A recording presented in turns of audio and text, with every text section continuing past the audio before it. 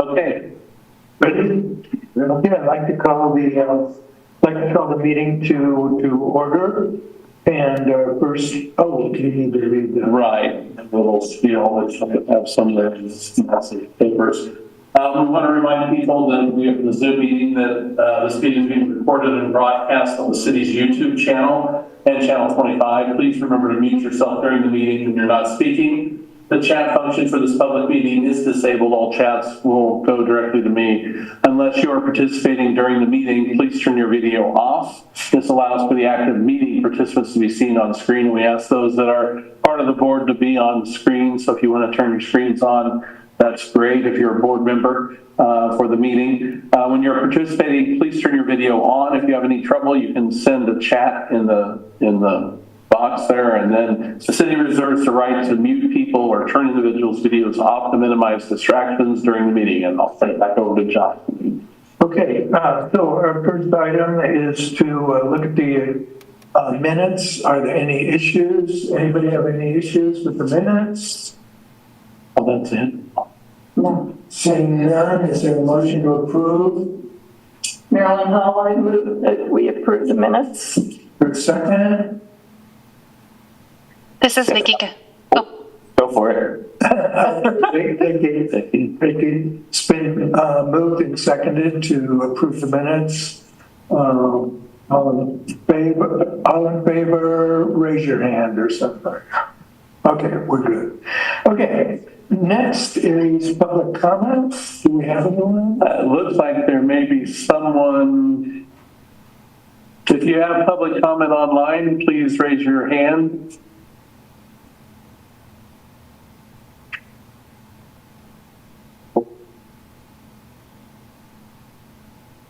Laura, did you have any public comment? Just wanted to check and make sure. No, I don't. Okay, thank you. We're all set? We're set. Okay, so down to the agenda items. This guy I've never heard of. I don't think he has much experience in house. We're going to have to help him out, but you want to introduce yourself? My name is Lee Ice, lifelong resident of Lawrence. Really excited about the opportunity to give back to the community in this role and looking forward to it. I guess if there's any questions, I mean, like I said, I'm a lifelong resident of Lawrence and I'm really excited and passionate about Parks and Recreation. Okay.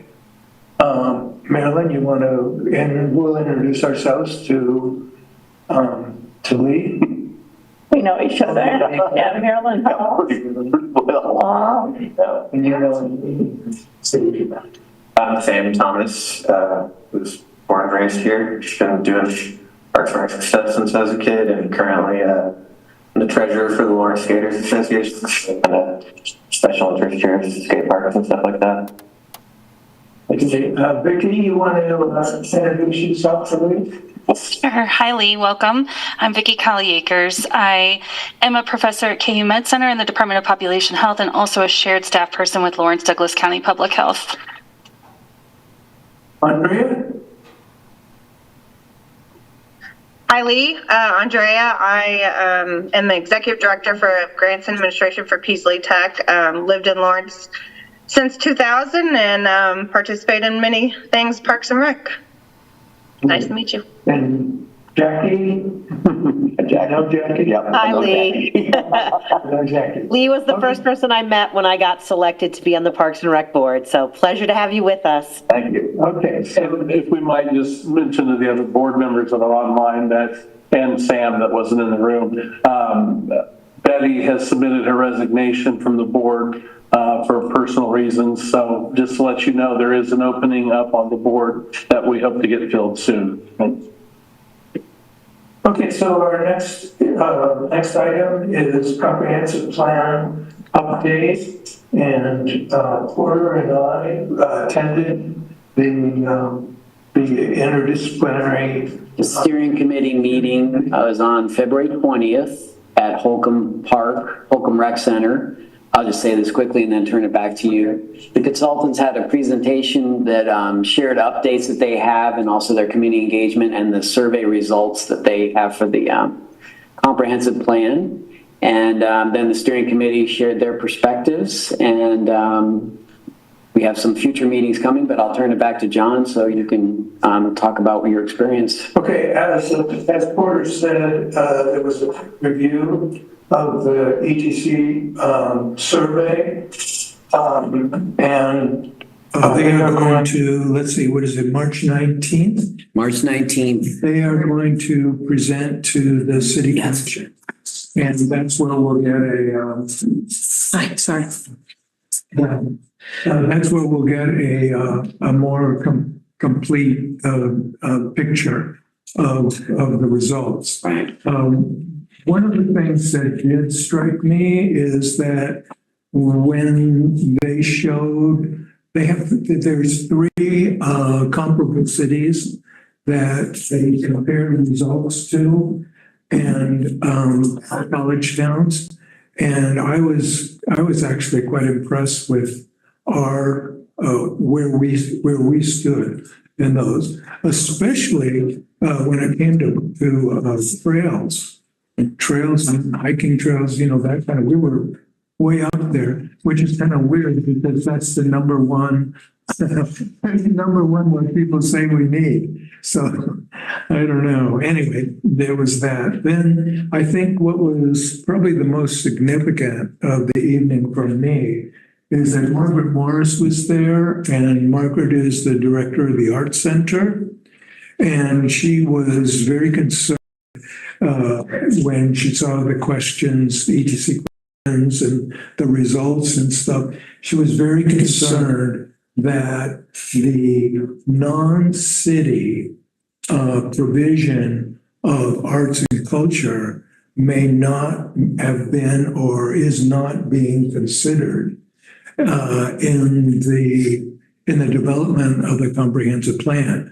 So we wanted to make sure that the comprehensive plan did not encourage the city to be doing things in the arts and culture area that are already being done in the nonprofit. So I did a couple of things after that. I encouraged Margaret. We had a correspondence after that. I encouraged her to write directly to the consultants about her concern, and she also told us about kind of an audit of arts and culture opportunities. The term is asset mapping. Asset mapping. And it turns out that we have done that. So during our cultural plan efforts, we did start asset mapping. That was just before the COVID. So we need to get back to it. It typically is something that a consultant does, sort of like a survey where they come in and do, we do a lot of work, but then they do the work of putting everything together. So we need to revisit that and decide how we want to proceed. Yeah. Through the lead center, I was telling him about this and he said, oh yeah. So there's, like you said, so that relieves, I think, some of that. Well, and I'll add too, because at the meeting, she very wisely said, let's be collaborative. Yes. And I spoke with her, or sent her an email, said, as you said, being collaborative and certainly looking for those symbiotic gap opportunities. So we're not replicating work, but we're working, hand in hand and benevolently. So that's good. I'm correct. So I don't think there's anything. She brought up excellent points. The survey is for the consultants for this purpose, but it brings out, there's more information to be found. That's good. And then after the meeting, I was thinking a little bit about our role. And then with regard to the department. And then I was also thinking about the Arts Commission role. And so I thought to myself, I said, In the beginning, I thought that we would be Parks and Recreation, Arts and Culture Advisory Board. That's not the case. We are the Parks and Recreation Advisory Board, and the Arts Commission is also the advisory board. So I'm sure there's going to be interaction, but I think that the staff is the one that's really going to have to sort out what you all need from the boards. I think that's going to be a really important thing, because we don't want to try to duplicate what the Arts Commission is doing, but blah, blah, blah. So we'll see how that works. Now, the selection of the new director, I think in terms of integrating, potentially, at least on paper, there's a lot of possibilities there. But my main point is that even though the boundaries are maybe officially established, I think those boundaries are going to be explored as we move on. Okay, let's see. John, can I make a comment? Go ahead. This is Marilyn Hull, board member. There was a meeting scheduled at Holcomb that was a public meeting that got changed. Is that going to happen before they go before the city commission? So let me thank you. Perfect segue. So on next Tuesday is going to be this presentation that John mentioned. The next steering committee meeting, we just got slated for Thursday, April 4th. And then the second public meeting to collect input for the City of Lawrence's Parks, Recreation, Arts, and Culture Comprehensive Plan that was scheduled for Wednesday, March 27th is now being rescheduled to Thursday, May 23rd. And that's, to answer your question, we're pushing everything out a little bit in honor of the fact that the new director is coming mid-May, and we wanted that person to have some time in this process. That will happen before, anything gets finalized. Could you repeat those dates? Because I had put the March 27th. March 27th was now it's going to be, that will be May 23rd. May 23rd, okay. We'll send out information. Yeah, we'll get you a press release. And I apologize for not getting that sent to you. There were some scrambling that day, and it was an oversight. I have to say, I'm feeling kind of left out of that whole process. We have had an opportunity to give front-end input to the consultants, but we have seen nothing. And now they're going to go and report to the city commission, to whom we actually also report,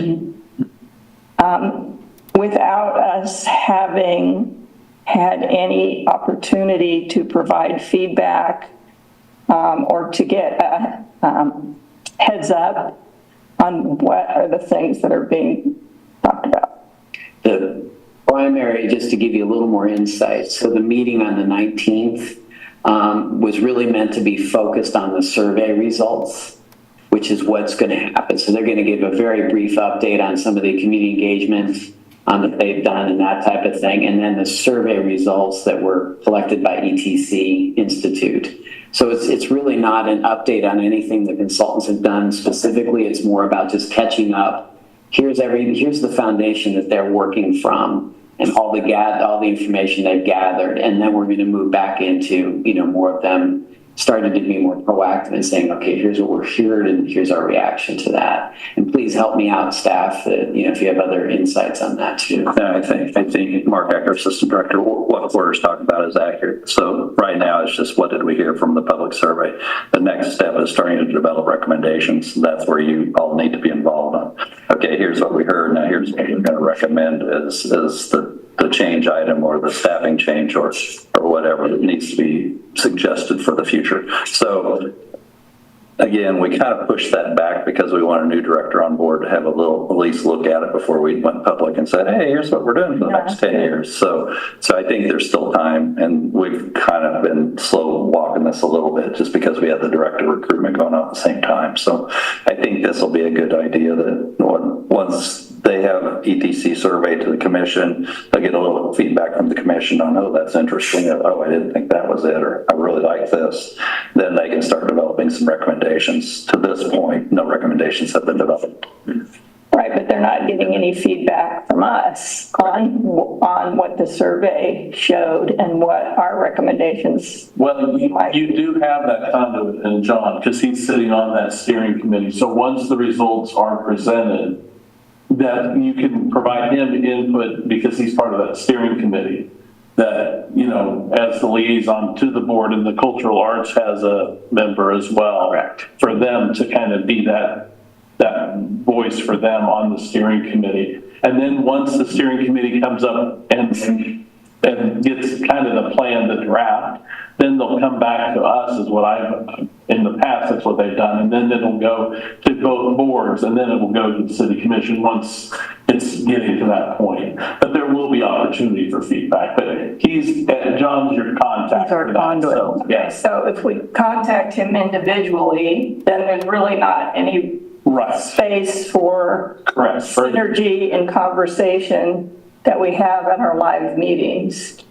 Yeah, I think too that the steering committee meeting on April 4th, the public was in. Yeah, and they're open meetings. Yeah. And so I know that we're going to carry it on Zoom, correct? Right, because we know that the consultants similarly will be doing a presentation, so we'll broadcast that on Zoom for anybody that can't be there. And then the meeting is about communicating thoughts to the consultants. So the meeting on the 19th of the city commission level will basically be a similar presentation to what the steering committee already saw.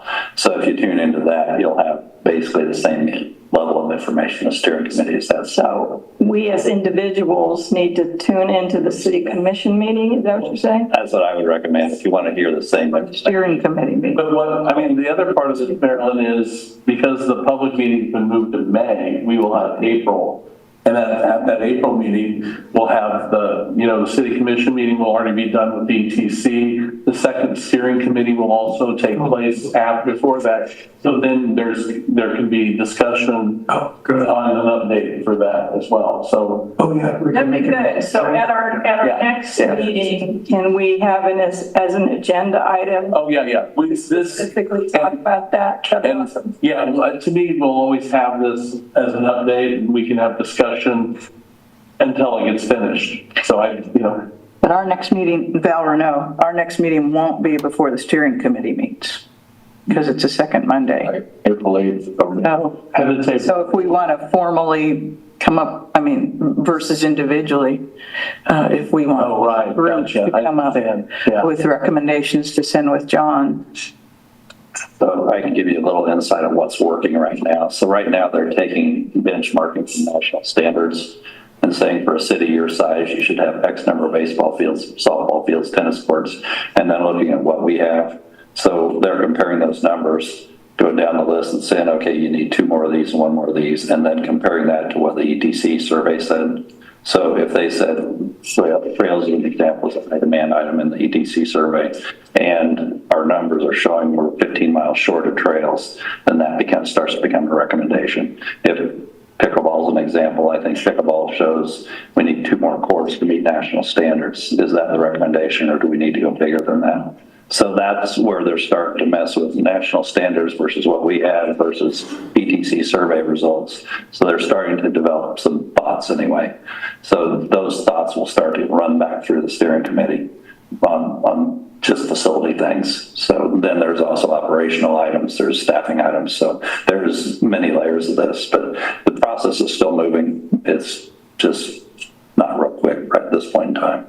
Does that, those ETC results, does that include they had like a feature on the website that was like you could drop a pin on a map and suggest something there, or is that just That is separate, but it's a good question because I kind of want to know that too. How are they going to incorporate that information with the survey? Because they have a statistically valid survey and then they have a statistically valid survey plus the point and map. So how are we going to pull all this together to recommendations? So those are all good questions. And that email from a citizen about that, it's like, we took our time to come put pins on the map, so what's going to happen to that? Does everybody agree with me or not? Yeah. I have a question. Lee, Ice Board member, you had mentioned the survey, I believe, with the trails in 3 college towns, communities. Now, I'm sure there's more than that they're comparing it to, whether it be population size. Did they name those 3 college towns? Yeah, one's Corvallis, and I can't remember the other. Dallas, Columbia, Missouri, and Bloomington, was it Bloomington? I can't remember. I have it somewhere. I used to live in Corvallis. Oregon. Yeah. So 3 college towns. Another Midwestern one maybe, or? If we're wrapping this up, Roger, would you be willing to send all of us an email listing all the dates? Yes, yeah, I sure will. Because I wasn't able to get things in my calendar fast enough, and I am very interested in what's happening on what dates. Jackie Becker, board member, me too, because I'm confused. So April 4th is the meeting with the stakeholders, then we have our meeting on the 8th, and then the 19th is the city commission of April? No. No. No, okay. March So, yeah. 19th is the city commission meeting where they're going to have the ETC survey. And I'll let you. And then presumably the city council will ask questions and stuff. Right. Plus there'll be public comment. So it's still true that the city commission is going to have some look at what's coming out of this process before we do. It just bugs me a little bit because, some of us have been 5 years on this, with this group, understanding on a month by month level what's going on. And then it feels really weird to not get comparable updates before they go to higher. Yeah, but I don't think there's going to be much discussion. That's the thing. I think it's going to be more presentation. What they found. Well, and the other thing, Marilyn, is if we were to present it at this board meeting, it'd be preempting what the city commission gets. Yeah. So there is some nuance there. It's a little weird because our charter is that we report to the city commission. Right. I mean, can we send them the results? That'll be posted Thursday. Yeah, that'll be posted. I mean, the idea was this would be, I understand what you're saying. Part of this is also a scheduling issue, frankly, Because we had the unmistakable identity presentation that was going to happen earlier, but that had to be changed for other reasons. So there's more than this that meets the eye, but I think that the general rationale at this point is that everybody gets to see this information simultaneously, so to speak, in a public meeting.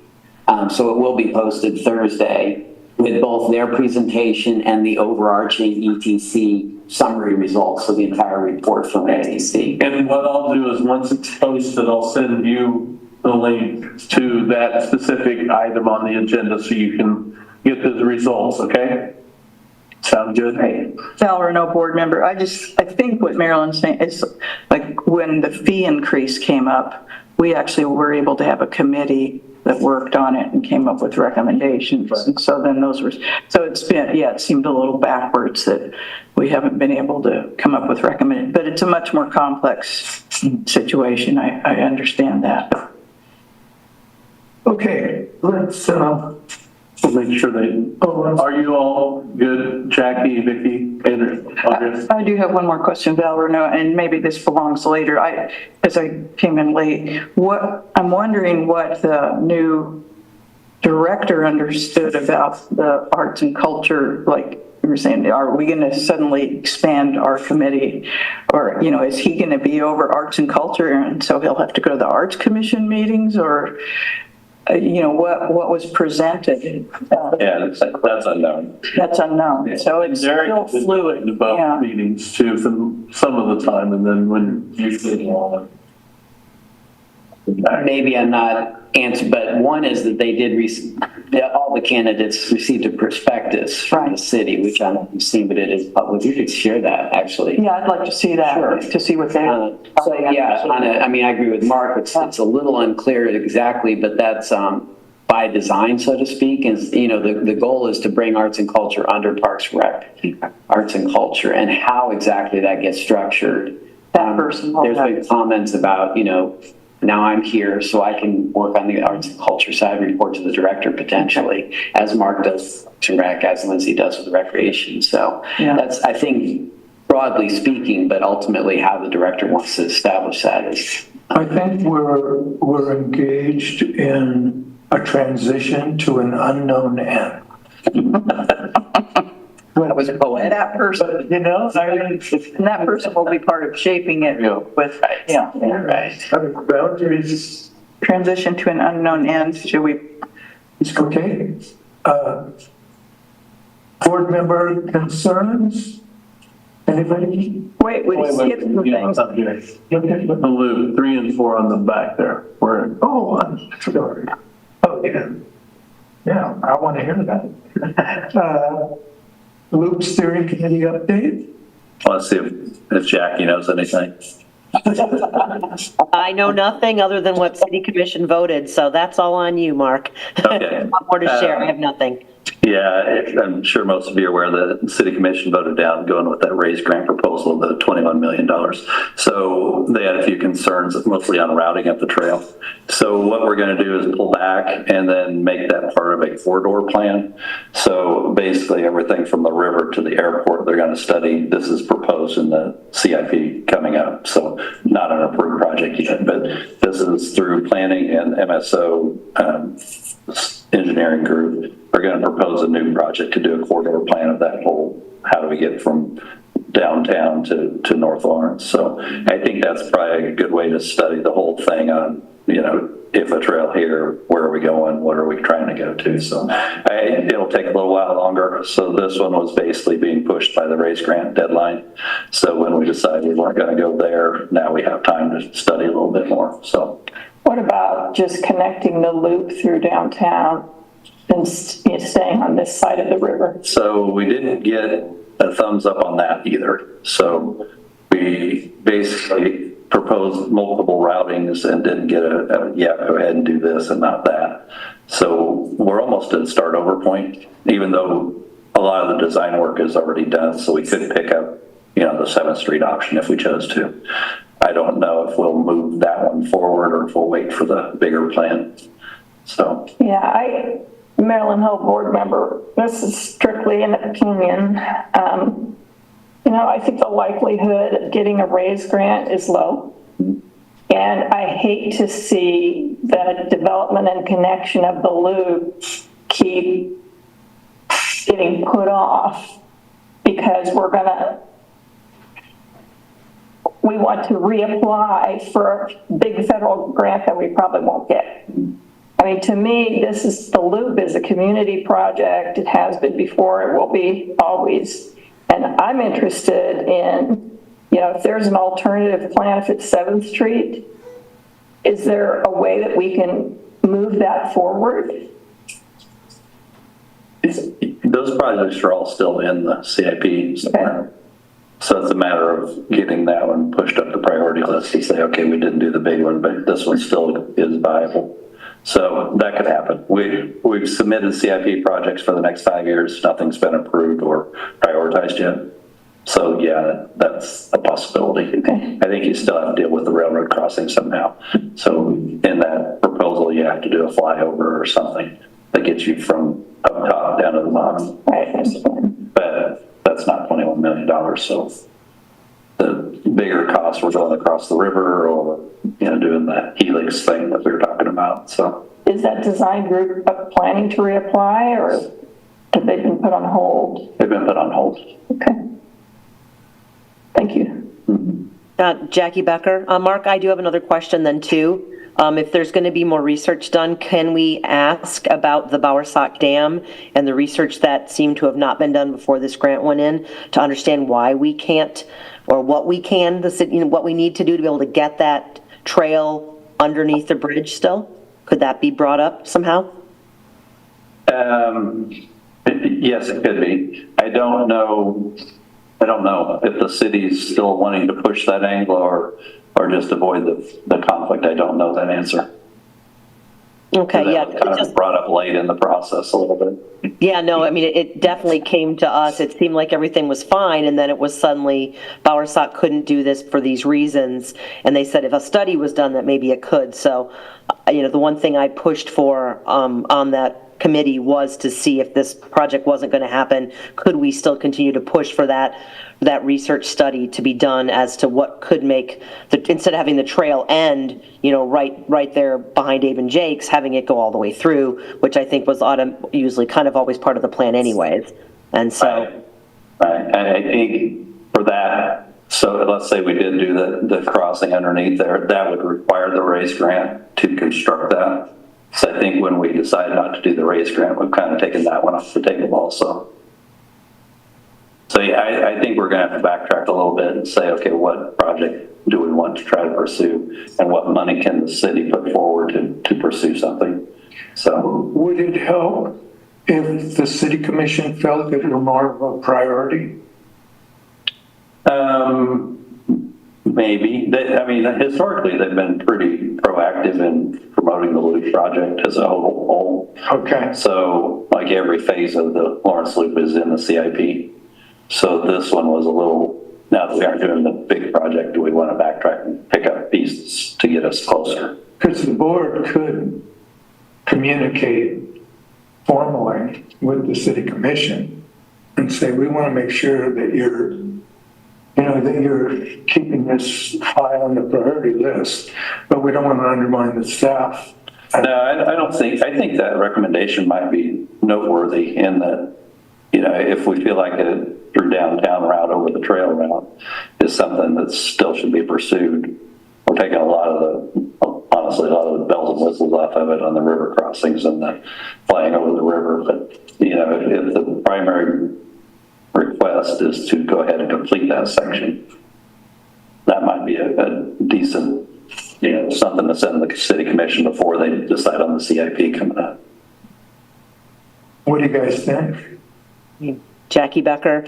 I'm all with Marilyn on this, and I'm down to help continue to push to get the loop finished and, not be delayed by grants that don't get submitted. So if there's a way that we actually can take an active role in pushing that, I'm all for it. You want to take the initiative and draft a paragraph or so that we could consider? I'd be willing to help with that. Okay, why don't you stay together and do that? And doesn't have to, don't make it a long thing, just make it so. I think just the very idea that the city commission is receiving an unsolicited input from the board, at least they'll read it, and at least we'll make our interest known. Okay, good. All right. Okay. Let's see, update. And this agenda was done before the announcement, that we didn't even know was coming. Right, so I think you've all seen the press release that Luis is our new next director, and he'll be starting mid-May, if you think. That's the tentative date right now for him to relocate and get into town. It sounded like he may be able to pop into some various meetings and whatnot between now and then. So we're anxious to meet him. We don't know a lot about him other than a few minutes in an interview. So we'll wait and see what he has in mind when we get started. So yeah, I was on that committee, and on the search committee. Yeah, unfortunately, I wasn't feeling very well. So, but I did get to sit in on his interview and one other interview, and I was really quite impressed with him, with his background. It sounded like every question we asked, like, do you know anything about, that was one that really got me. Do you know anything about cemeteries? Oh yeah, cemeteries are under my purview. I mean, it was just one thing after another. Plus, he's firstborn generation, and I just think that might be able to add a little something. I don't know, but he might have a perspective. So we'll see how that goes. I'm looking forward to it. Okay, board member concerns. I have a concern. The levy. When you look out from City Hall and you look out on the other side, levy on the other side, and there's that artistic whatever, and it's kind of gone eroded or gone down. Any way we could reinvest a little bit in that? Because I think, looking from City Hall down that's really, it makes a difference, I think. There's only about half of it left. What's that? The whole bottom half of it was gone. Yeah. So it'd have to probably be recommissioned to get it back. I've had conversations with Stan and others about this in the past. The truth is we don't have any designated funding and Stan's work is meant to be ephemeral. So it wasn't meant to be permanent by any means. So we just let it be, and it gets reconstructed by people. It's interesting to see that it is sort of participatory. So at this stage, if there was a real interest in the community to resurrect that, then we would, I think, have to have a conversation. Do we make it permanent, and is that consistent with the artist's intent? How long ago did he do that? It's been a while. Not from City Hall. It's actually almost directly from City Hall. On the north bank. City Hall on the bank. It's really cool when he did it. Like Stanford works, yeah. Stanford. So, I think it would start, my professional experience would be to have a conversation with Stan to see if he's interested in doing that. But I remember speaking with him and he was satisfied that it was not meant to be permanent. Can you do that for us, Bert? Yeah, I can reach out. And then can you also then ask the Arts Commission if they have an interest? But we went down to Balfour board member, some friends and I went down to Osawatomie to see the John Brown thing that he did in the ground, and it was gone. So it is ephemeral. So if he does something again, rocks. Yeah, rocks take a little longer to. I'll explore and revisit with him. I think then the other question would be where would that funding come from? Because again, if we use CIP funding in any way, shape, or form, it would have to then be permanent and not just a temporary installation. So yeah, we'll see. Yeah. The other thing is, Lee will know this. There was Wilgen, I think he arranged to have a little sign put up on the levee where it said 1993 flood reached this. Anybody remember that? Is that there? Yeah, it's still there. Yeah, I was going to say, I thought it was. Is it still there? Still there. Okay, I was the mayor then. And I really want to make sure that sign stays there. Because if people can understand what that looked like when you were sitting in City Hall, looking out over there. The Corps of Engineers, they send out a message and they go, at 5 p.m. on such and such a day, the river will rise to this. Oh, God. It's like TP Junction, they have that level. Oh, yeah. It's up there. It reached this in 1951. Yeah. And the only good thing I think to come out of that whole thing was that we got a stormwater utility out. So that really made a difference. Okay. I have an item. Go ahead. I received a citizen complaint from a bicycle rider who claimed he was almost killed crossing Iowa Street on the south end of the loop. So that it's a street level crossing right now. And the problem is that there are cars coming off of the SLT and they're not really looking for bicyclists. And somebody didn't know he was there and he had a real near miss and was kind of terrified by it. So he reached out to me. I forwarded it to staff. I think you gave an answer that was sort of general and non-committal. And the city engineer, Dave Cronin, also said, well, we knew about that and we had a sign put up, and they sent a picture of the sign and it's like a little sign. This citizen was very concerned that someone could actually be killed there. Now, it's slated for that to become a separated grade crossing. I don't know if it's a Bridge. It's a bridge, okay. Sometime, like 4 years from now? Well, it's part of the SLT project, so yeah, within the next 3 to 4 years. So. I just bring that up because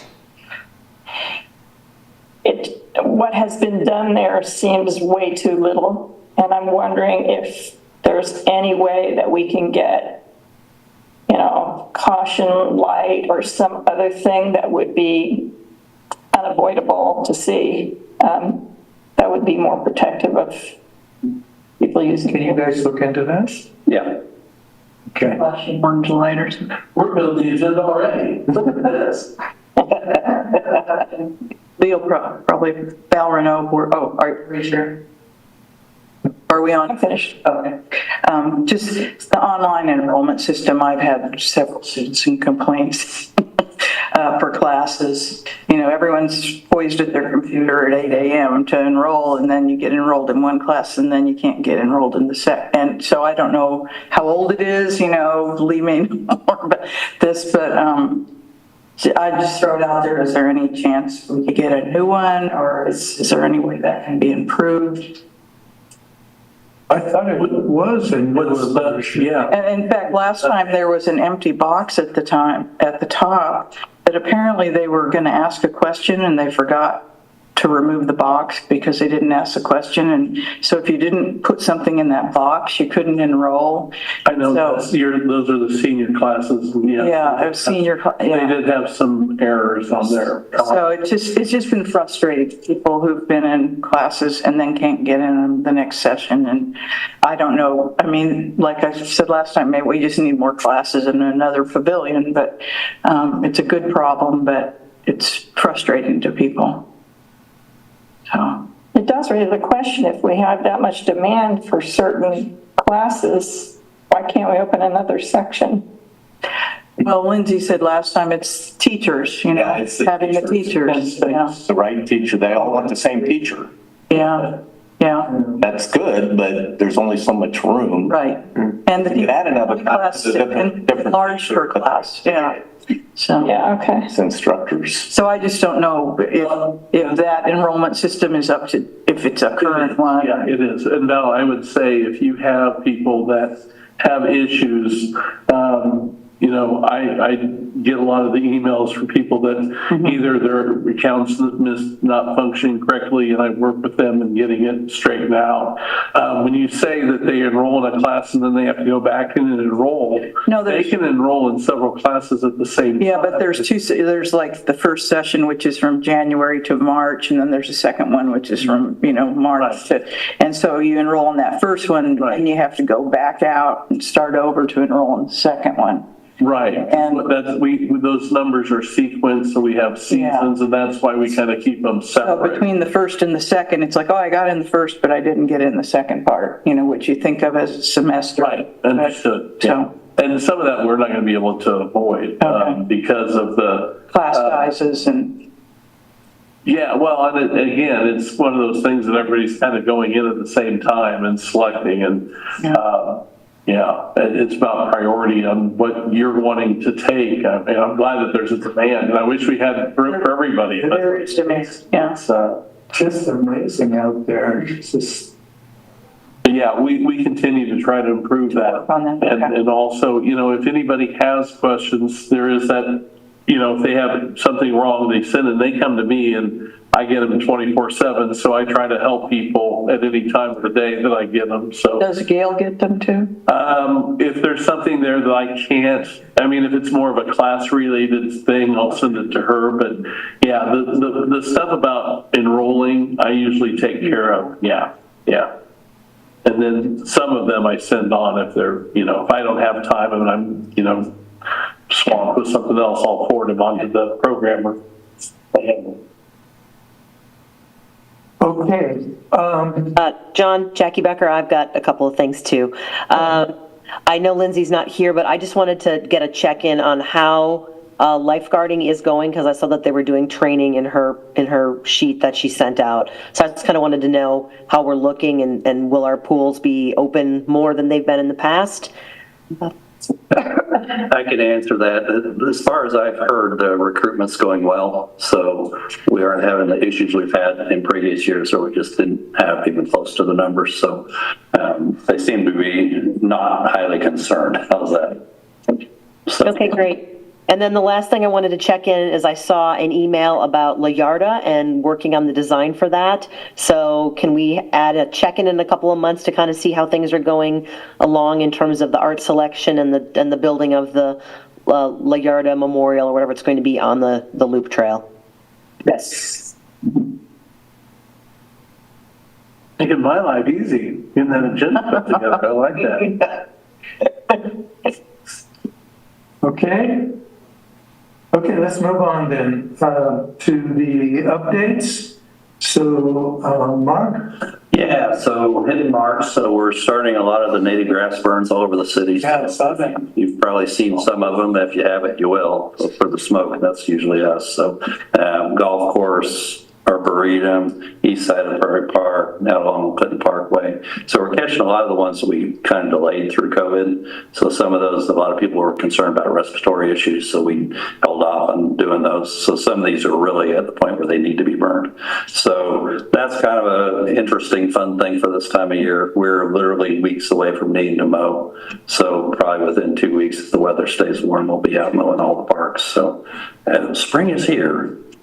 Nature Center, we're working on kind of a cool project. I don't know if I've mentioned this before with KU School of Architecture. It's a design build 1 semester program with basically students come out, evaluate, they're building a whole outdoor classroom for us. So it's going to be south of the Nature Center. They've submitted their plans to planning for site plan review. If they get approval, they'll be building here within a week or 2. Their goal is to have it designed and built by the end of their semester. It's going to be a pretty cool facility. It's basically a shelter structure. It's not waterproof, but it has shade on top, and then it'll have limestone rocks for seating. So we're going to, use it for an outdoor classroom, but we also think it has potential for an outdoor wedding venue.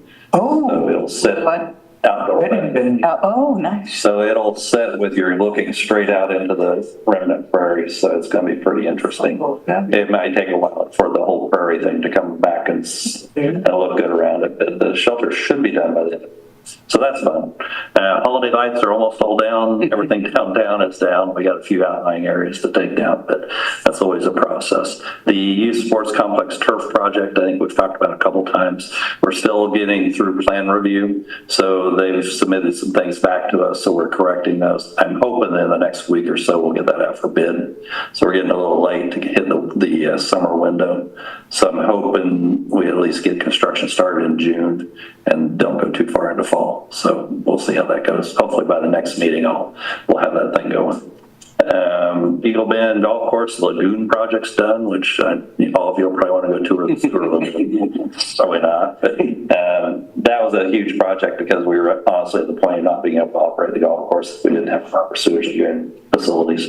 KDHE had us under tight shutdown order if we didn't get it fixed. So we got that fixed, and also the irrigation pump system is operational, which that's been about a 3-year project to replace the whole pumping system at the golf course, and it's up and going, which we had the March 1 deadline on that, so they just barely made it. So those are the big things. A lot of getting ready for spring stuff. Restrooms got to come up in about a month, so we got to get all the plumbing fixed on all those, get them ready. Like today, everybody wants to know why the restrooms aren't open. Because it's 16 last week, if I remember correctly, so. Yeah. So anyway, that's what we're. Okay. When did you say that date was, or did you? Which one? When the restrooms? They're usually April 15th. Yeah, What I thought. Tax day, has to be in the restrooms. Okay. Porter, arts and culture update? So in response, partially what you're saying, the Cultural Arts Commission meets Wednesday. They have programs and funding to do those programs. So the Outdoor Downtown Sculpture Exhibition program is underway. I'm working on getting the admin stuff done for that process. We're doing the community arts grants. And then this year, so each year they stagger the Phoenix Awards. So one year we have an artist make the award, and then the following year we actually give the award to nominees. So that'll be coming up as well. But the big thing is we're working along with Lawrence Music Alliance. So I know I've spoken to this before, but I thought I'd remind you all, because we're really trying to push it out. We have about 300 survey responses thus far. I'll email this to you guys. And so I met with Nick Carswell today. So this is still very much underway. This has a nifty QR code on it. So if you know people that are involved in any way, shape, or form in the music industry, we encourage them to go ahead and submit their survey information. And Jackie, just quickly, I don't know if you talked to Nick, but you brought up a concern which actually got to Don, who they were able to tweak their survey so that will work better. So I wanted to pass that on to you as well. Yeah, thank you. I talked to Nick today about it. So yeah, there's a lot of confusion in the understanding in the music world of what a venue owner is versus a promoter, and they're very different sometimes. And I think the survey wasn't clear on that. So a lot of the people who might reside in Lawrence and work in music for a promoter but not a venue were a little confused. So they took care of it, and hopefully that'll make for a stronger, better, more participatory survey moving forward. Yeah, thank you for that. And I would say, I talked to Don about this too, if people make music or are involved in music production, I would say lean heavily on the side of go ahead and take the survey and just do your best, because that's part of their job, is to go through that data and verify it as well. And we really want to get those numbers so we get a really good picture. So thank you for that, Jackie. I appreciate your help on that. That's it for me. Okay. Good.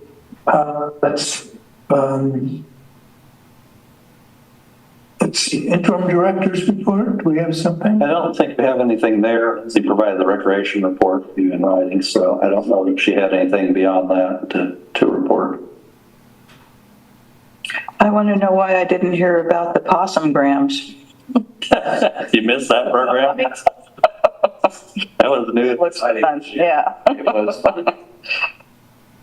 Our Nature Center staff's really doing some fun stuff out. There's all kinds of new programs and dots and remodels and hey, why is that there? Let's move it over there.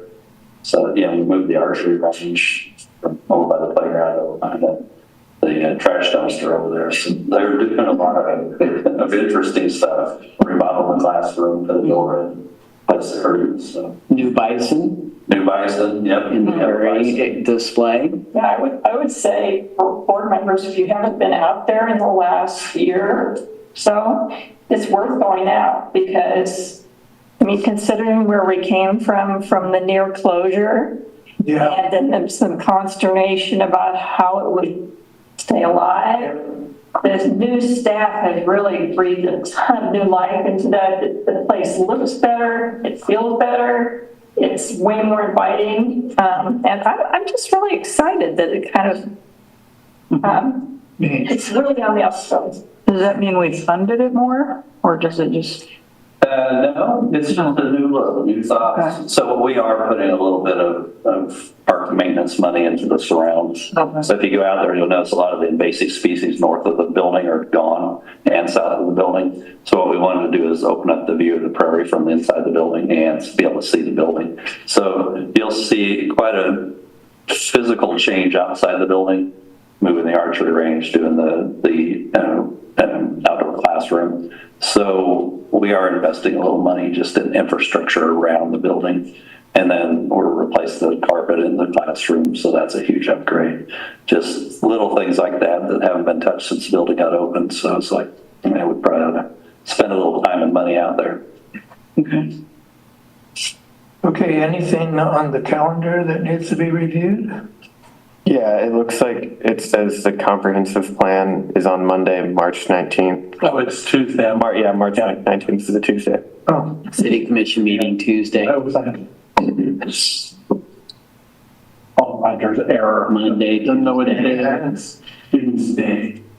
Right, Tuesday. okay, is there a motion to adjourn?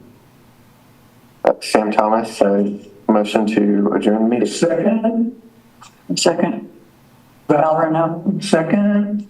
All in favor, raise your hand. Anyone who wants to stay, raise your hand. They quickly went down. Okay. Thank you all. Excellent.